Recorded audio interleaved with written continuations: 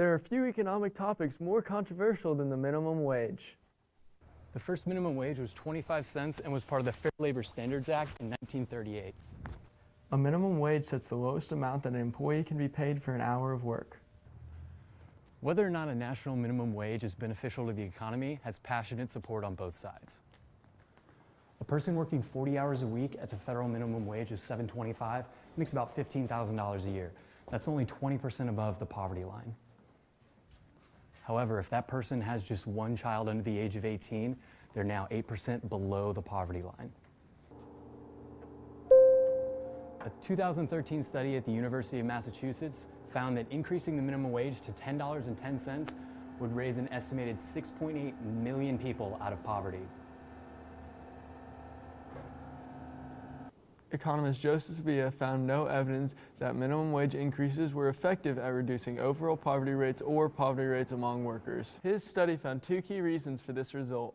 First, minimum wages reduced the work available for low-skilled workers by incentivizing companies to switch to more highly technical options such as self-checkouts or kiosks.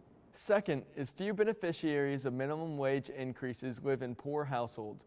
Only 13% who would be affected live in poverty, while 2/3 live in households with incomes over twice the poverty line, and nearly 40% live in households with incomes over 3 times the poverty level. Unlike other hypotheses, economic theories are not as easily tested. Since massive economies cannot be replicated in a controlled environment, researchers have to wait for real-world situations to test their theories. In a 1994 study, Drs. Alan Kruger and David Card compared the employment levels between New Jersey and Pennsylvania.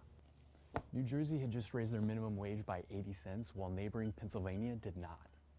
Their findings were reinforced by a review of 64 wage studies that found little to no evidence of a negative association between the minimum wage and employment. The Cato Institute did a study to find out how employers in different industries would react to an increase in the minimum wage. 53% in the retail industry, 44% in the service industry, and 40% in manufacturing said they would reduce hiring if the minimum wage was increased. When asked about an increase to $10 an hour, these numbers rose to 82% for retail, 93% for service, and 81% for manufacturing. The Congressional Budget Office estimates an increase to $10 an hour would cause a net loss of 500,000 to 1 million jobs. Since the minimum wage is not indexed to keep up with inflation, it's been decreasing in purchasing power since it peaked in 1968 at $1.60.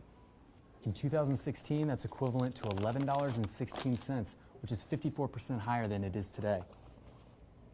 The Economist states that America as a whole is an outlier among advanced economies, as we lag behind 4 of the G7 countries.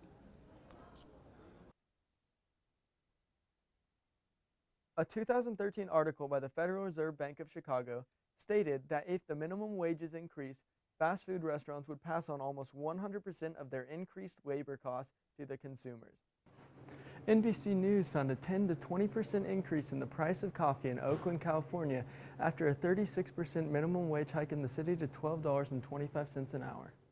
The report also found a 6.7% rise in coffee prices in Chicago after the minimum wage increased to $10 an hour. Milton Friedman once said, "One of the great mistakes is to judge policies and programs based on their intentions instead of their results."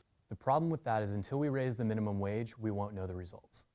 Until then, the controversy will continue.